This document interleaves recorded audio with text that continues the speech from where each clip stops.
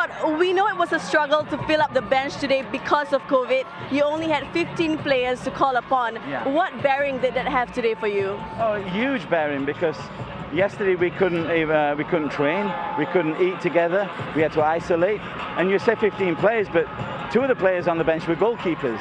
And we're not about to put goalkeepers on the field. The clubs will be calling me, asking what's going on. And so it had a massive bearing on us, and I'm not sure it was in the right spirit to even play the game, but I think we did it well.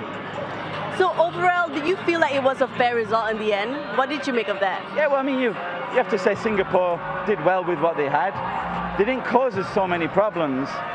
The young striker, Fandi, is obviously he's improving all the time. I watched him I'm a big follower of Thai football, so he's improving. But I thought in the second half we were the better team. And if that's my team, with the adversity we faced, with so many players missing and so many players not even here, I think we have to take the positives from a real organised, workman-like performance with some pride. Like you said, in the second half, you believed that you were the better team. So did that Diego sending off change things then?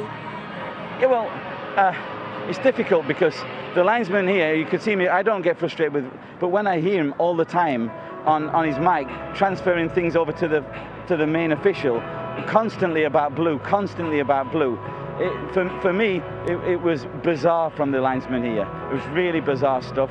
You can't argue with the yellows and things like that, but there were so many other things. There was a foul on the top of the box with a few minutes to go. He's in line. He called some strange offsides that weren't offsides. Singapore were allowed to put players in the wall, which is not in the rules anymore, and he's the same linesman. So he's preoccupied in possibly hunting down blue players and not doing his job properly, in my opinion. Now, despite that, it's still back-to-back losses for you here in the Tri Nations, but overall, how would you assess your performances together? Well, we have to look at ourselves. We allowed ourselves to accept a game on the 23rd. Players arrived on the 22nd. Malaysian players had a long time to prepare, at least a week. We had some players didn't even prepare one night for that game. And so as a team and a federation, we have to look at ourselves and say, what are we doing accepting a game one day after we arrive?